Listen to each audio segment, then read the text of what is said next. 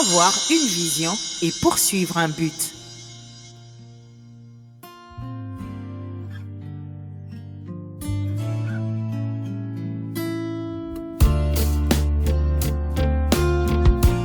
Nous possédons tous une puissance mentale pratiquement illimitée que Dieu a donnée à tous les hommes. Cette faculté fait de chaque être humain quelqu'un d'extraordinaire, même le plus petit des plus petits. Malheureusement, la plupart des gens n'en ont pas conscience et la négligent pour atteindre leurs objectifs. Voilà pourquoi ils obtiennent des résultats moyens et leur vie est plus qu'ennuyeuse. Cette faculté, c'est la vision. Qu'est-ce que la vision? La vision est cette faculté de visualiser dans l'esprit la vie que vous rêvez d'avoir. C'est la faculté la plus puissante que Dieu vous ait donnée. Il ne s'agit pas de voir avec vos yeux physiques, mais d'avoir une représentation claire de votre futur, une image de ce que sera votre vie plus tard. La vue est la fonction des yeux. La vision est la fonction de l'esprit. Et pour connaître la véritable réussite, vous ne devez pas marcher avec la vue, mais avec les yeux de l'esprit. Si vous considérez votre vie selon votre vue, votre vision du monde sera limitée et vous ne pourrez pas voir très loin. Mais si vous apprenez à marcher avec la vision, avec les yeux de l'esprit, alors le monde n'aura plus de limites pour vous et vous deviendrez inarrêtable. D'où vient la vision? La vision n'est pas le fruit d'une ambition personnelle que l'on veut assouvir par tous les moyens, non. Elle est issue d'un rêve que Dieu dépose dans votre cœur. Rappelez-vous, la réussite n'est pas l'accumulation d'argent ou de biens matériels, bien que tout cela entre en compte dans la réussite d'une personne. La véritable réussite, c'est découvrir le rêve que Dieu a déposé dans votre cœur, le poursuivre avec acharnement, le réaliser, contribuer au bien-être des gens qui vous entourent et jouer un rôle positif dans la société. C'est cela la véritable réussite. La vision et l'ambition personnelle sont deux choses bien différentes. La vision vient de Dieu. L'ambition vient d'un désir personnel et égocentrique. L'ambition est centrée sur nous-mêmes et notre propre réussite. La vision, elle, nous inclut ainsi que le monde qui nous entoure. Si dans votre vision, il n'y a que vous, votre vie, votre famille, votre maison, votre argent, votre salaire, votre voiture, votre entreprise, votre position sociale, vos vêtements, vos voyages, vos succès personnels, votre carrière professionnelle ou politique, votre et seulement votre réussite à vous et encore vous, alors votre vision ne vient pas de Dieu. Elle est juste le fruit d'une ambition personnelle et d'un désir égocentrique que vous voulez assouvir. Elle concerne seulement vous et elle ne changera jamais le monde autour de vous, sauf vous. En revanche, si dans votre vision, il ne s'agit pas seulement de vous, mais aussi du monde qui vous entoure, votre communauté et votre pays sont impliqués, votre nation est changée, des familles sont transformées, des foyers restaurés, des emplois et des entreprises sont créés, des potentiels sont libérés, des vies sont transformées, des leaders sont révélés, la jeunesse est épanouie et le monde autour de vous est meilleur, alors votre vision vient de Dieu. La vision est le fruit d'un rêve que vous poursuivez. Elle n'est pas le rêve, mais elle est engendrée par le rêve. C'est parce que vous poursuivez un rêve qu'automatiquement vous avez une vision pour votre vie. Vous me direz alors, mais quelle est la différence entre le rêve et la vision? C'est très simple. Le rêve, c'est le but que vous voulez atteindre. C'est la raison de votre existence. C'est ce pourquoi Dieu vous a créé. C'est un idéal auquel vous aspirez et qui vous dépasse. Vous vivez pour lui et les gens autour de vous et votre génération sont les bénéficiaires directs de l'accomplissement de ce rêve. Et c'est de là que naît la vision. Parce que vous avez un idéal, un rêve qui brûle dans votre cœur, que vous ajustez toute votre vie par rapport à cet idéal. Vous voyez votre vie d'une certaine manière, vous voyez une personne, des actions, des expériences, des combats à mener, des discours à prononcer, des entreprises à créer, des vies à transformer, des objectifs à atteindre. Vous voyez quelque chose. Vous vous représentez une personne qui court vers la réalisation de cet idéal, de ce rêve. Et cette personne, c'est vous. Vous voyez la vie parfaite que vous voulez avoir, les réussites, les succès, les victoires que vous remporterez et les vies qui seront transformées grâce à ces victoires. Les satisfactions que vous éprouverez et les bénéfices que vous en tirerez. C'est cela la vision. Je vais vous donner quelques exemples pour que vous compreniez mieux ce qu'est le but que j'appelle aussi le rêve. Nous connaissons tous qui est Mère Teresa, cette religieuse catholique partie en 1997 qui a consacré sa vie à combattre la pauvreté dans le monde et proclamer l'amour de Dieu pour l'humanité. Elle prenait soin des plus démunis et aspirait à voir la pauvreté éradiquée de ce monde. C'était le but de sa vie. l'idéal qu'elle poursuivait. Un autre exemple, Walt Disney. Un producteur et réalisateur américain du début de notre siècle qui rêvait d'un monde magique et merveilleux où les enfants connaîtraient le bonheur et la joie de vivre. Il rêvait non seulement du plus beau et du plus grand parc d'attractions jamais construit, mais aussi d'une maison de production audiovisuelle qui créerait des personnages animés qui feraient rêver les enfants et les inspireraient. Il consacra sa vie à poursuivre ce but et sa vision était de voir ces parcs d'attractions dans le monde entier. Il ne l'a pas vu de son vivant, mais son rêve subsiste encore aujourd'hui. Ou encore Pelé, tiens. L'homme qui rêvait d'être le plus grand joueur de football de tous les temps. Il consacra toute sa vie à la poursuite de ce rêve et marqua plus de 1000 buts au cours de sa carrière de football. Waouh! Pour lui, chaque but était un pas de plus vers la réalisation de cet idéal. À la fin de sa carrière, il fut consacré comme étant le plus grand joueur de tous les temps. On peut dire la même chose de Diego Maradona, Platini, Zinedine Zidane, le sprinter Usain Bolt, le champion du monde de natation Michael Phelps ou encore de Michael Jordan, le plus grand joueur de basket de tous les temps.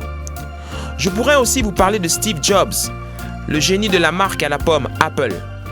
Reconnu après sa mort comme l'un des plus grands inventeurs et innovateurs de son temps, il créa l'iPhone, le smartphone qui a révolutionné à tout jamais le monde de la téléphonie mobile, l'iPad, l'iPod, l'ordinateur Mac et plein d'autres innovations qui ont marqué son temps. Un autre exemple, mon préféré, le pasteur Martin Luther King. Il combattait l'injustice et aspirait à un monde meilleur où les hommes, quelle que soit leur couleur de peau, puissent vivre ensemble et s'aimer les uns les autres. C'était l'idéal qu'il poursuivait chaque jour, c'était le but de sa vie. Il y a des gens qui disent qu'il n'a pas eu le temps de voir la réalisation de ce rêve parce qu'il a été assassiné. Laissez-moi vous dire que ces gens se trompent, bien au contraire. Le pasteur Martin Luther King avait vu la réalisation de son rêve. Et c'est parce qu'il l'avait vu qu'il trouvait la force de se battre. C'est parce qu'il l'avait vu qu'il a pu prononcer le célèbre discours « I have a dream ». Il l'avait vu, pas avec les yeux physiques, certes, mais avec les yeux de l'esprit. Et chaque jour, il poursuivait ce rêve de toutes ses forces. Il s'était abandonné à lui et aujourd'hui, il continue de vivre au travers de ce rêve. Son rêve fait qu'il ne mourra jamais.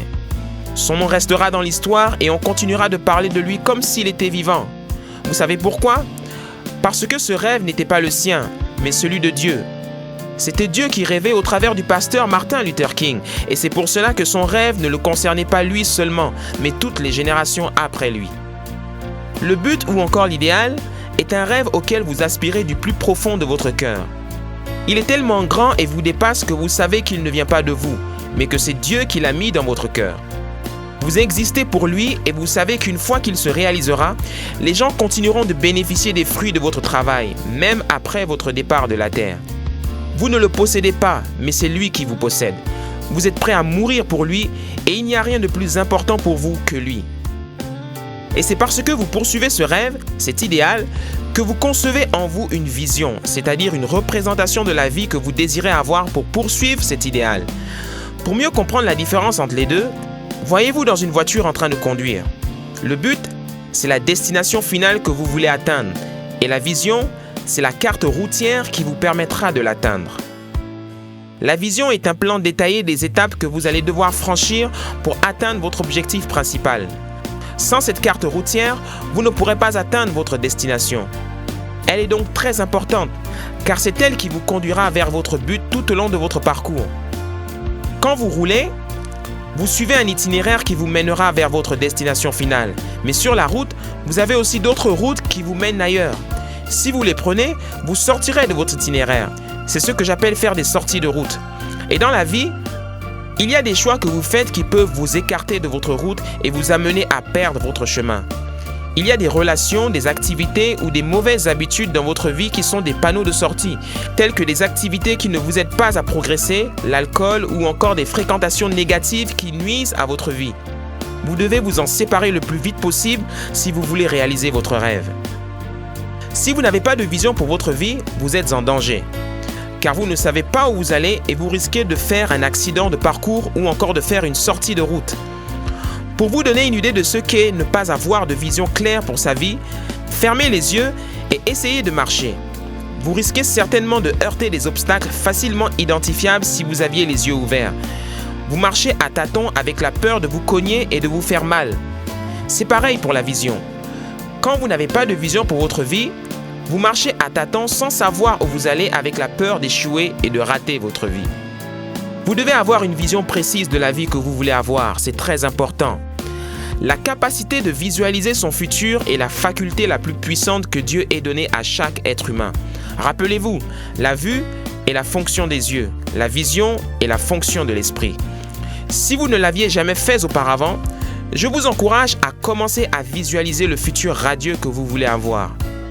La Bible nous dit dans le livre des Proverbes du roi Salomon au chapitre 29, verset 18 que lorsqu'il n'y a pas de vision, le peuple périt. Cela veut dire que la vision est essentielle pour réussir et que si vous n'en avez pas, vous allez au-devant de gros problèmes et vous risquez de confier votre vie entre les mains de Monsieur Bonheur la Chance. Toute amélioration de votre vie commence au niveau de l'image mentale que vous concevez en vous. Ce que vous êtes aujourd'hui et le niveau que vous avez atteint résulte largement des images mentales que renferme votre subconscient. Changez ces images et votre monde extérieur changera. N'oubliez jamais que le monde autour de vous fonctionne avec des lois et le succès obéit à ces lois. Quand vous les découvrez et les appliquez à votre vie, vous attirez le succès vers vous. Et il y a 2 lois importantes du succès que vous devez absolument connaître. La première, c'est la loi de l'attraction. Quand vous avez une vision pour votre vie, vous activez la loi de l'attraction. C'est une loi puissante qui attire dans votre vie les personnes, les circonstances et les ressources dont vous avez besoin pour atteindre votre objectif. La deuxième loi, c'est la loi de la correspondance. Quand vous marchez avec une vision, vous obéissez aussi à cette loi qui affirme « tel vous êtes à l'intérieur, tel sera votre extérieur ». Tandis que vous vous représentez une image mentale de votre futur, votre monde extérieur commence à changer tel un reflet dans un miroir. Et comme vous vous transformez à l'image des pensées qui vous habitent le plus fréquemment, vous devenez le reflet de vos images mentales les plus fréquentes. La personne que vous voyez est la personne que vous deviendrez. Et vos images mentales sont les séquences de votre vie bientôt à l'affiche. Les gens qui réussissent sont ceux qui visualisent le genre de succès qu'ils veulent. Avant chaque nouvelle expérience, ils voient à l'avance leur réussite. Le match n'a pas encore commencé, mais ils l'ont déjà gagné. Par contre, les gens qui échouent visualisent aussi, mais à leur désavantage. Avant de vivre une nouvelle expérience, ils se rappellent leur échec passé et se laissent envahir par la peur de l'échec. Avant même de commencer, ils ont déjà perdu. Votre performance dans la vie est toujours le reflet fidèle de l'image mentale que vous nourrissez au-dedans de vous-même. Vous êtes le maître absolu de vos images mentales, soit en bien, soit en mal. C'est à vous de choisir de nourrir votre esprit d'images de succès positives et palpitantes ou par défaut, de laisser des images d'échecs vous hanter. Le choix est vôtre. Si vous voulez réussir, vous devez apprendre à ne plus marcher selon ce que vous voyez autour de vous, mais plutôt selon le rêve que vous embrassez et la vision que vous avez pour votre vie. Vous devez maîtriser totalement le processus de visualisation et vous assurer que votre esprit et vos images mentales sont continuellement focalisés sur ce que vous désirez avoir et être. Pour finir, voici 2 conseils qui vous aideront à garder une vision claire pour votre vie. Premièrement, sélectionnez des images qui représentent ce à quoi vous aspirez et gardez-les toujours sous vos yeux. En ayant toujours devant vous des images qui reflètent vos aspirations, vous nourrirez en vous votre vision et cela vous permettra de garder les yeux sur elle. Votre subconscient sera toujours en alerte et vous ne pourrez pas vous en détourner. Un bon moyen d'y arriver est de les accrocher à des endroits de chez vous où vous êtes souvent, comme dans la chambre, la douche ou encore sur le réfrigérateur. Comme ça, vous les verrez tout le temps. Par exemple, il y a des gens qui désirent perdre du poids et être minces. Ils ont tout fait, mais ils n'arrivent pas à maigrir. Selon les psychologues, cela n'est possible que pour celui qui pense minceur. Alors, une des façons de créer l'image mentale de minceur consiste à prendre en photo une personne qui possède le physique que vous désirez et de lui substituer votre tête. Affichez la photo sur votre frigo et partout dans la maison. Tôt ou tard, vous remarquerez que vous consommez moins de nourriture et que vous faites plus de sport. Votre réalité extérieure en viendra rapidement à correspondre à votre image mentale. Deuxièmement, choisissez des moments calmes et tranquilles pour visualiser vos projets et votre avenir. Les 2 occasions les plus propices à l'utilisation de la technique de la visualisation sont tard le soir et très tôt le matin. Dans le calme et le repos, Vous visualisez vos projets et vos objectifs comme étant déjà atteints. Et quand vous le faites avant de dormir, votre subconscient s'en imprègne plus profondément.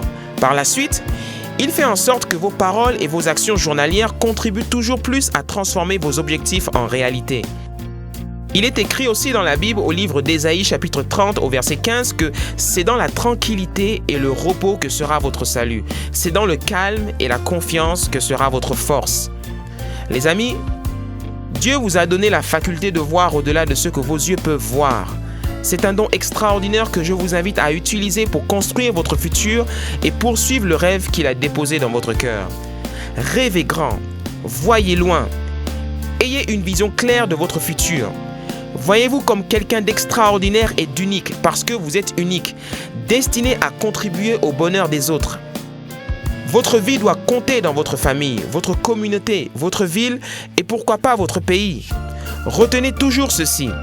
Quelles que soient les épreuves que vous rencontrez aujourd'hui, sachez une chose, c'est que la semence de la grandeur habite en vous et que vous êtes destiné à réussir. Croyez-le fermement et ne laissez personne vous dire le contraire. Si vous le croyez vraiment, c'est possible, car tout est possible à celui qui croit. Vous êtes appelé à réussir, vous devez réussir et vous allez réussir. C'est possible. C'est possible. C'est possible. C'est possible.